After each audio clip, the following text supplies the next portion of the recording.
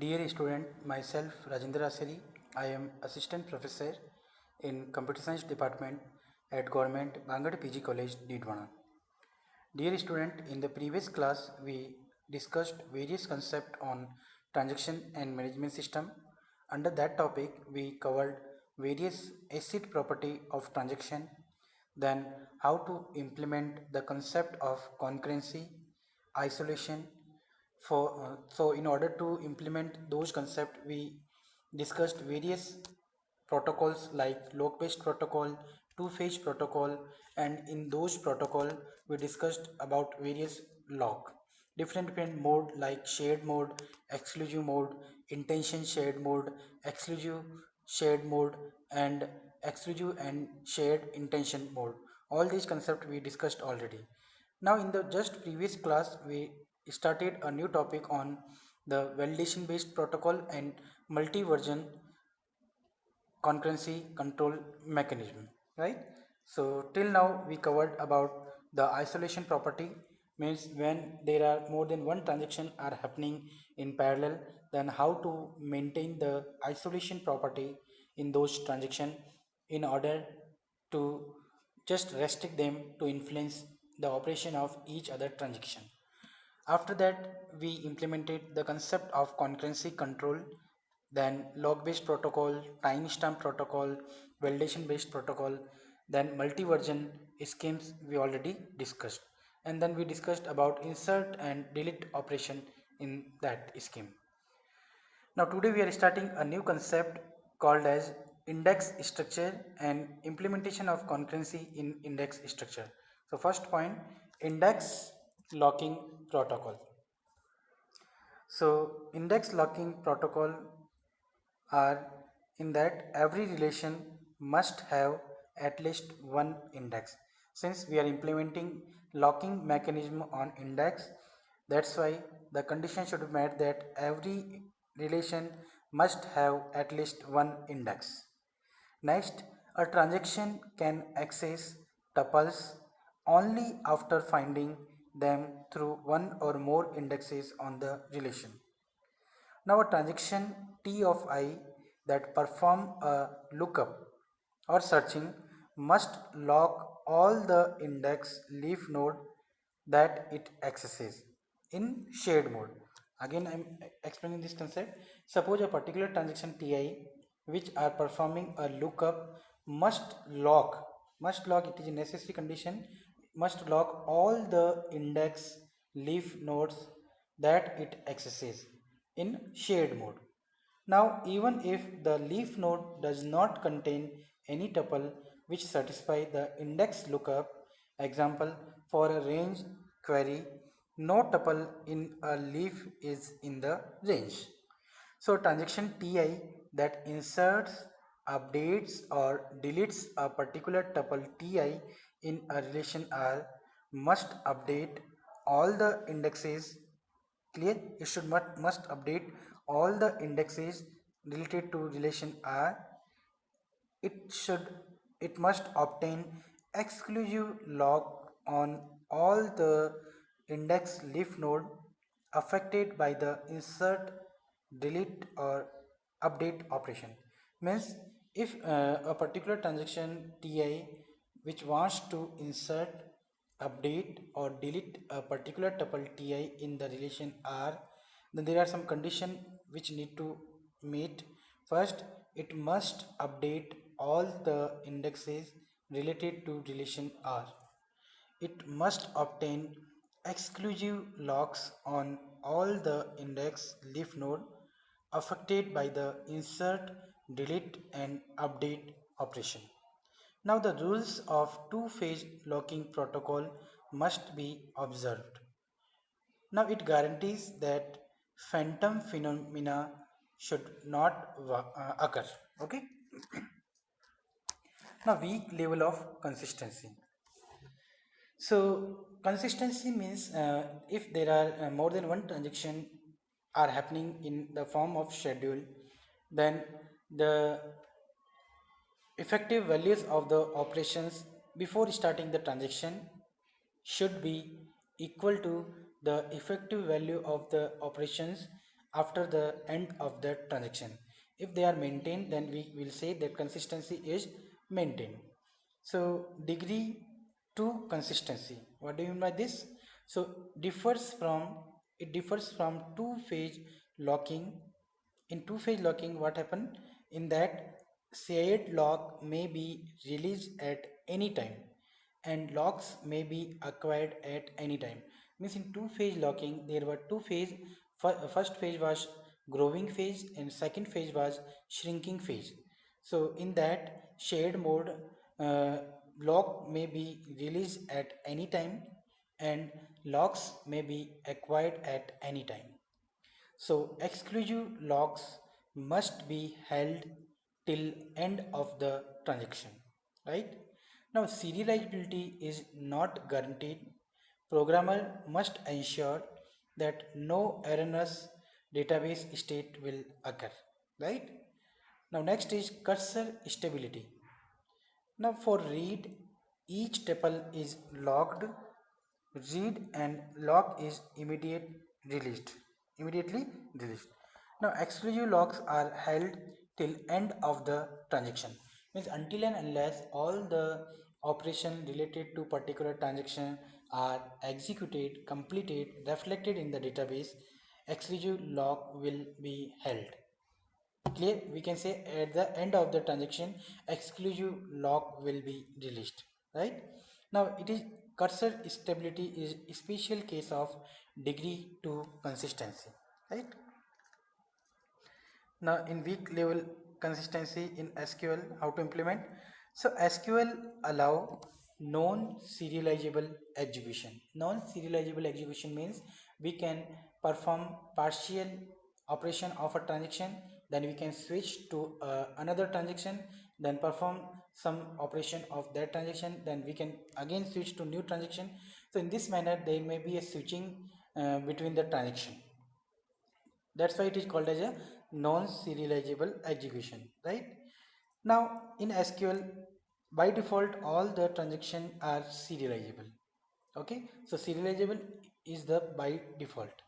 Next is repeatable read. It allows only committed record to be read, and repeating a read should return the same value. So read lock should be retained. However, the phantom phenomena need not be prevented. So transaction T1 may see some record which are inserted by transaction T2 but may not see others inserted by the T2 transaction. Now read committed same as degree to consistency, but most system implement it as cursor stability, right? Next is read uncommitted. So it allows even uncommitted data to be read. Now in many database system, read committed is the default consistency level. So it has to be explicitly changed to serializable when required. So set isolation label serializable. The command used is set is the command, and we need to write down a keyword isolation label and the isolation label, and after that serializable. So it will explicitly change to serializable when required. This is the command for making isolation label serializable, right, manually. Now concurrency in index structure. So all of you know what is indexing. Indexing is having some search key.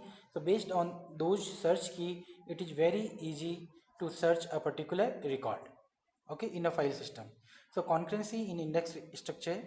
Indexes are unlike other database item in that their only job is to help in accessing the data. Now index structures are typically accessed very often, much more than other database item.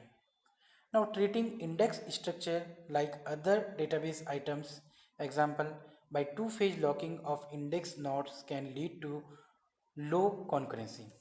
Now there are several index concurrency protocol where locks on internal nodes are released early and not in a two phase fashion.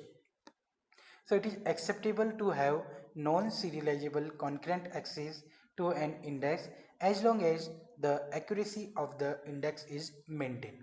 So in particular we can say the exact values read in an internal node of a B plus tree are irrelevant so long as we land up in the another phase.